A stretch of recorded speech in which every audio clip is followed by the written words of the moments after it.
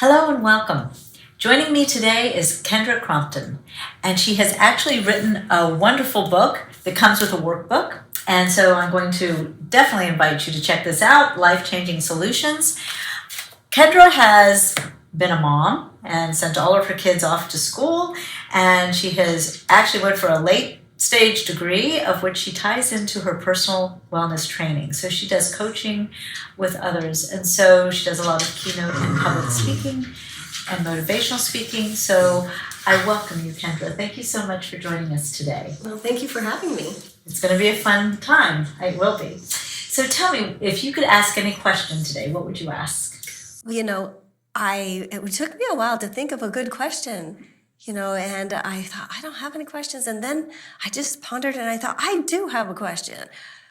And part of it is, I am 62 right now. And like you said, I went back to school trying to find my purpose.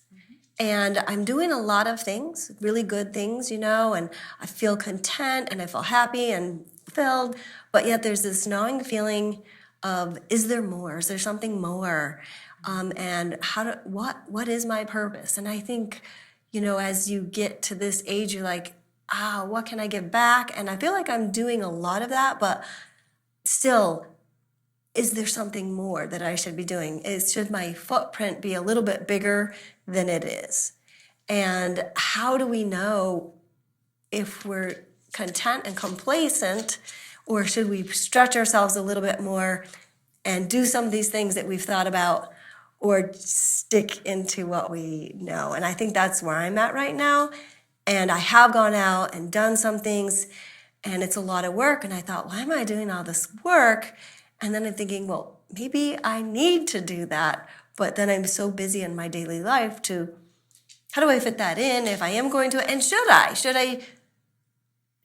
just become, be content where I'm at? So I guess the question is, how do you know if you've fulfilled your purpose? And I'm really a big believer that we're all given certain unique qualities and gifts, and we're sent here on earth to use them for a purpose. And am I doing that? Am I doing enough, I guess? Oh, I just love this. Are you going to be comfortable if I really dive into that? Yes. I because it's something I've gone back and forth, and I'm at a point right now where I've decided, okay, right now in my life, I have my parents living with me, and it's a lot.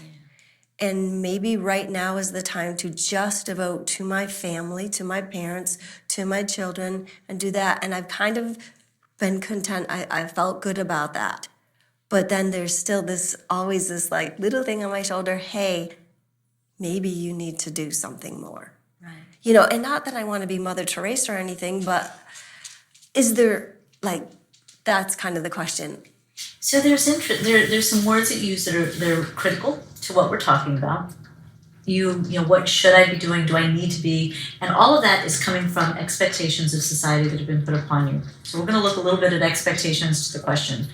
But before we get there, I really want to talk to you about the whole concept of purpose. And as you're listening to us talk, think about what you're thinking right now is the purpose of life to you. When you hear that phrase, what does it mean? And then I'm going to challenge that thought.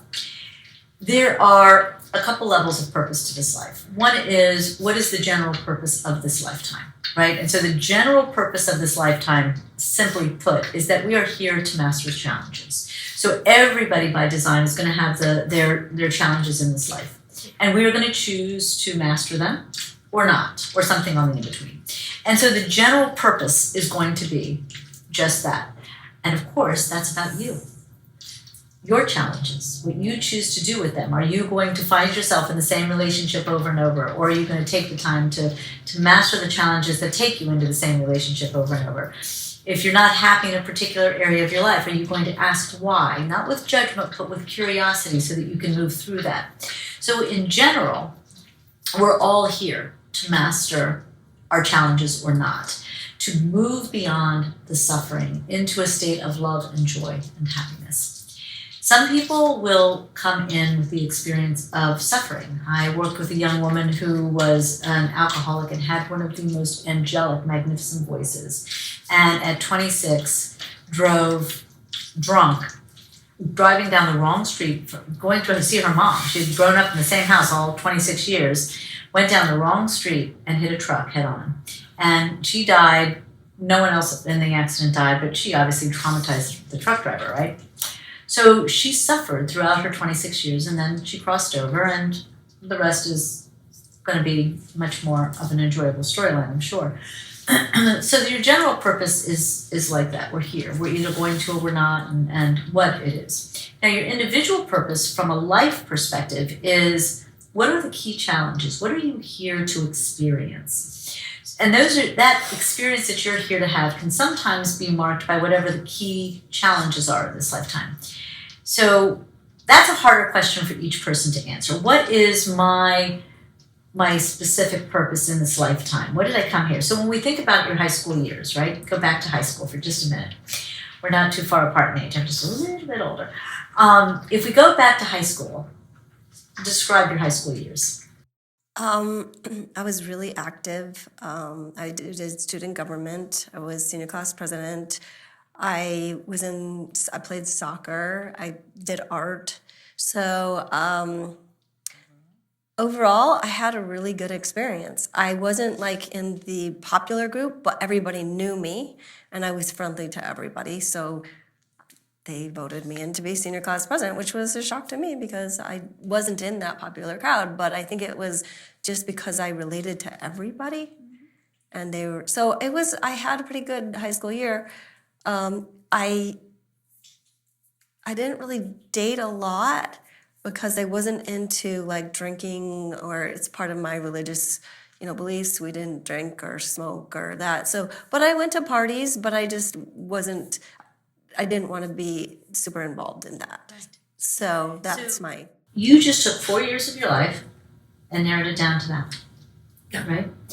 And when we think of a movie, we do the same thing. I just saw this great, romance novel. It had some great humor. It ended beautifully. It was such an uplifting movie. A whole movie, 2 hours, nailed down to a few sentences. And that's kind of what's going to happen in this lifetime. You're going to see this lifetime, and you're going to know in what your personal purpose was. I had a lifetime of chasing love. My whole life, I wanted love in my life, and I looked for love, and I looked for love, and I looked for love, and I never seemed to get it. And then when I crossed over, I realized that I was surrounded by love. But I never acknowledged that as the love I wanted. I wanted that romantic love. So I spent that life chasing love. So you start to look at that experience of the lifetime, the general experience of the lifetime, as being that purpose for you in general in this lifetime. Then there's your question. And that question is a question that's really asked by most people, which is, what is my purpose inside this life? And we look at that as what we do. And so you're looking at what you do as your purpose instead of who you are. And yet, at some point, in talking about being of service to others and passing things forward, I don't remember now what your words were, but as you speak with your heart in this life, you said, I don't necessarily need to be Mother Teresa, but blah, blah, blah. And when we speak with our heart, we affect millions of people. When we speak with our fear, tens of thousands, maybe hundreds of thousands. But speaking with your love is going to open you. So again, even if we look at your service to others, we're going to come back to that place inside you. That place of, where have you moved beyond the fear that creates the challenges and stepped into the love, which is the truth of all that you are? How have you really taken yourself there?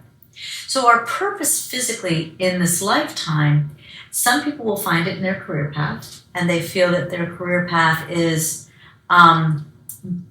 serves their purpose as well. My career is a match to part of my purpose because of the way I heal and the way I teach, the way my heart embraces others, the love that I feel in this lifetime, and all of it kind of gets entwined in what I do in career. But I know that inside, my real purpose goes beyond that, and I can feel that now. Couldn't feel that 10 years ago, but I can feel it now, and I can understand what I'm here to do.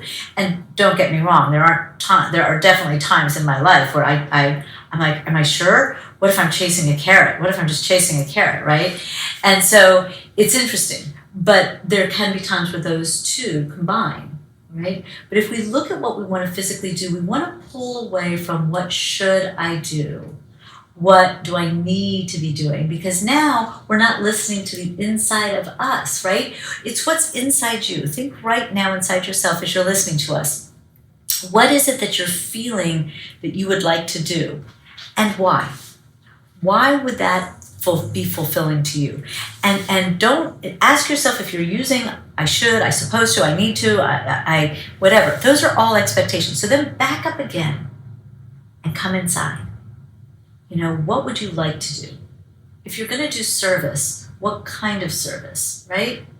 I have two things I'm very, very, very passionate about. One is obviously animals, right? And the other is this caste system that man has created, that we have. I can't stand it. It makes my skin crawl. So those are my two passions, right? That's it. So what are your passions? If you are going to be of service, what are your passions? I've kind of thought about this a lot, and set like a mission statement for me. I really believe that I want to inspire and uplift those around me, and I feel like God, and I believe in a higher power, and God has put people into my life that need that. And I'm able to help them through difficult challenges. And that's really what my book is about people who have gone through incredibly difficult challenges. And I have done all of the things that I do to help, to learn how I can help people get through those, because I've been through difficult challenges and didn't have anybody. And so I guess that's my passion, is how can I help others get through those difficult challenges? And so I do mind-body medicine, which has really helped so many people. Oh, I'm sure. And in my book, I put some of those things in there, how you can reframe things, and how you can be grateful, and how you can have happiness, and how you can even just breathing and things that you eat, how that can change your mood. Absolutely. By just, there's so many things. Food can be our medicine. So I think that's my passion, is to inspire and uplift and lighten people's burdens. Okay. So you're passionate about that. I'm very passionate about that. Okay. That's something I just feel like there's so many people suffering. Always. And I can be a little bit of a light to them and help them through that. Lift the bar? Somewhat. A lot of it is, I think they get through it, but you can kind of be you there. Are a light. Not a little bit, right? It's your light, right? That's a beautiful thing. You want to honor that in yourself for sure. But yes, so you've got it, right? So there are no shoulds. You didn't say should once. You didn't say need to once. You didn't say suppose. None of that came out of your mouth at all, because you were talking from your heart about what makes you sing. Right? And if it makes you sing and you can pass that forward, you're going to have an entire chorus of people who are thrilled with life as a result of making it through their challenge. Yeah. So that's being of service for sure, but it's also helping you start to illuminate where you wish to go with what you want to do. And part of what you do, if I understand, is when you're working, you're a trainer, but you're not just a trainer. You're a whole wellness fitness coach, where you're tying in life circumstance. Yeah. So the spiritual, the physical, the mental, the emotional are all coming together when they're working out with you. Exactly. And when they're training with you in whatever way, whether they're taking a class or working one-on-one. So there's something about the way you're touching the lives of others right now that is forwarding that purpose, right? Yeah. So and being of service to others. And being of service to others doesn't mean you don't get paid. There are times that we are of service in a way that we are giving without getting paid. So the money that we make then helps others along the way. And certainly if we have an excess of it, it needs to be used in another way, right? Well, it doesn't need to. There's an expectation. So yes, that if we have that excess, if we are interested in being of service, that goes forward and passes forward to others who can be using it because they're in need of some way. So you kind of answered your question by just allowing yourself to step inside what really makes your heart sing, right? Yeah. Because that passes forward with such beautiful clarity. Well, it's interesting because this year I've come to that conclusion, but still I think it's what you said, those expectations that society brings on us, that we think, oh, but what else do I need to do? Need to do. Right. Where maybe it's just doing what you are Bingo. is enough. Think about what you said earlier. You love your life.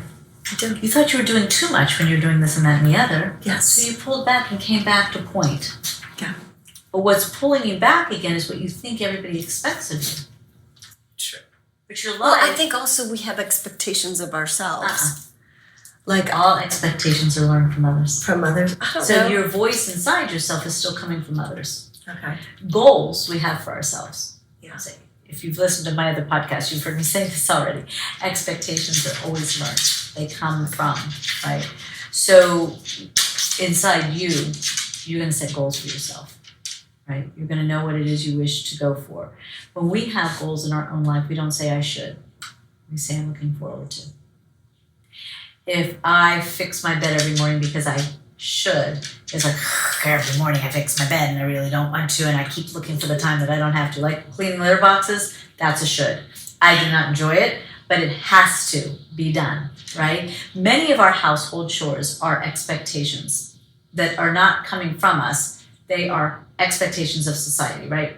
Or of our animals or of life, but they're a to-do item. And so they're not a goal. Now, if you like to fix your bed, you get up in the morning and it brings you pleasure and peace to fix the bed. You never think about having to do it. You just do it. You just do it. That's right? what I do. I just do it. Right? Because it's something that is a match. So anytime we say I should or I have to or I'm supposed to, there's a mismatch with what's on the inside, right? Yeah. So you want to stop at those times. Don't not say the words. The words are so critically important. Listen to them. And then allow yourself to go inside and say, okay, what made me say I need to or have to? Yeah. What would I rather be doing? Yeah. Right? You would rather be living the life you're living, which is very comfortable and fun, and you're touching the lives of people. And if you are touching the lives of people with your heart, they're leaving time with you and touching others with their heart because you've opened their heart. So you're not just healing them. You've now touched one person who's going to touch many other people. And that's how our heart heals more than a million people in a day by just being in a state of love. I think, like you said, there's these expectations that I put on myself. Like I have another book that I'm writing, but I came to the conclusion I don't like writing. I don't like it. It's hard. Yeah, it is. And so I just said, you know what? I'm going to put that to the side this year. And I'm going to just enjoy my parents, who I don't know how long they're going to be here for, and enjoy what I do. But then my question still is gnawing at me, but am I supposed to, is there some God-given thing that I'm supposed to do more? Well, I love to travel. Like I would love to combine traveling with being passionate and being able to give this stuff to others, Is that why you'd like to be doing more speaking? I think I would like to be doing more speaking. I thought about doing retreats and I thought, that is so much work. And I just put it to the side. I was like, no, that's just too much work for me right now. And so I thought it would be really, beneficial to take some ladies and go somewhere and have them and then it just came to me, I don't want to do that work. And is that me being selfish? No, that's you listening to yourself. Okay. You don't have to work. You hear the have to, you don't. Yeah. Have to work. Yeah. You don't have to do more. You asked the question, I think this is it. Is there more in life? What more is there? And I just wrote down somewhere, if you're asking the question, is there more than this provincial life, right? That's a line out of Beauty and the Beast. But when we think about that line, it's what you're asking. Is there more? Like, What more should I be doing? Take out the should I be doing. There's always more. And where we find more in life is beyond this physical realm. When we open ourselves to the infinite possibilities, they present themselves. That's kind of how I feel. I feel like if it's really a God-given thing, it will present itself in a way that feels right. And at the same time, we have to open ourselves to receive that and let them know that we want to feel that. Let God know, let whoever know, right? You just have to I always say, let life know what it is you're wishing for. Because you have free will, right? And so they're listening for that. Where do you want to go now? Are you ready to jump into your dream? Because we'll take you there. Or are you hesitant on the inside for something? And so we talk about this when we talk about manifesting, right? Yeah. So it's a little bit of all of that. So when you think beyond this physical realm, then you're looking at, okay, what are the myriad possibilities? And when you're asking what they are, they're going to present themselves. So this is what I love. This is what I love doing. I love my home. I love my time at home. I love travel. I love meeting other people. I love healing people. I love working with them in the gym, both in classes and individual. This is what I love. And here are my list of things that I love. And here's what I'm grateful for. And there's going to be crossover. But here are my two pieces. And as I look at those, I realize things start to speak to me about me. This is me. This is what I like doing, right? And my passions, well, I've gotten really clear on those too. So now I know what my passions are, and I like what I like to do. I see what I like to do and what I'm grateful for. So if I take what I'm passionate about and I start to tie it together, it's going to start to jump out at you in your own way. And that's life coming through as well, right? Our intuition is when you're speaking with God and God is speaking with you. So open it up and listen. You know, don't think it's only going to be, I have to just keep doing the same thing. There's a difference between spiritual surrender and complacency. If we're leaning back in life, then life is going to carry us through if we know what we're looking for. If I know my dream, and my listeners know I always talk about the second floor of my house, right? Always. I can see it, I can feel it, I can live it, right? Before it's even here, it's right here. And so when we're there, we're living it, we're feeling it, we're breathing it, right? Now, God, the universe, life knows what we see and what we're aiming toward. And all of a sudden, doors start to open to get us there. We may not know how we're going to get from here to there, but with a little bit of help from beyond, it opens those doors. So there is an important piece to surrender back into, to know that life is going to help you, but there's a piece that's all up to you. Be clear on what that is. And you're starting to put that together, even sitting here right now talking it through. So you keep putting it together, piece by piece. Don't hesitate to listen to your own heart, to your own passions, to your own likes and dislikes. None of that is selfish. Somewhere in here you said, is that selfish? Absolutely not. When we're listening to ourselves, and it is your life, it's nobody else's, then all of a sudden, you start to open up those doors for you. And if you're opening them up for you, then there's more of you to open up doors for others. But the more you don't open yourself, the less open you are, and the less people you can touch. Yeah. Right? And the way you touch them will also be limited. So open with yourself. You are the starting point. And then let you just expand out to everyone who you choose to touch. And then your energy will go from them to another God knows how many people, right? And so it goes forward. And that is being in service. Yeah. Because your heart is in it. It's a genuine gift. You are the genuine gift. Right? Yeah, I guess. I mean, I'm that's the that hesitation has to go. Yeah. Right? That's not your ego. You just have to know that each of us is a gift. Right. Yeah. How are you going to honor that and pass it forward? Yeah. Yeah? Yeah. Did we get a good stopping point? I think so, yeah. Okay. Yeah. Do you feel complete with the answer so far? I do. I feel actually validated. Yeah.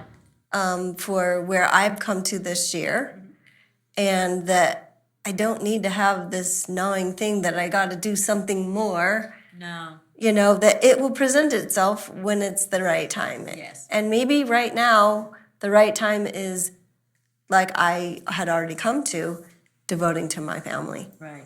And devoting to the people just in my circle. And listen, you're not. Because if you're devoting to them, they're devoting to others, and so it goes, right? Everything keeps getting fast forward. It's a good time for you. There are so many things that you will see start to come into illumination as you just sit in that and start to build upon it. Yeah. Not complacency. Build upon what you have. See what it is you love, and then carry that forward. I think you'll do well. And your speaking, definitely play with that. That'll be an interesting piece for you. I think that kind of matches the rhythm of life that you want to feel. Yeah. And so maybe just allow yourself to think a little bit more on that. What does it look like? What does it feel like? What's it going to open up as for you? Because there's something in that feels like it matches your rhythm in some way. Well, it's interesting that you brought up high school because one of my favorite classes that I took was public speaking, which I took it because it was a weakness. It's something I felt like I wasn't very good at. So I wanted to take the class and I loved it.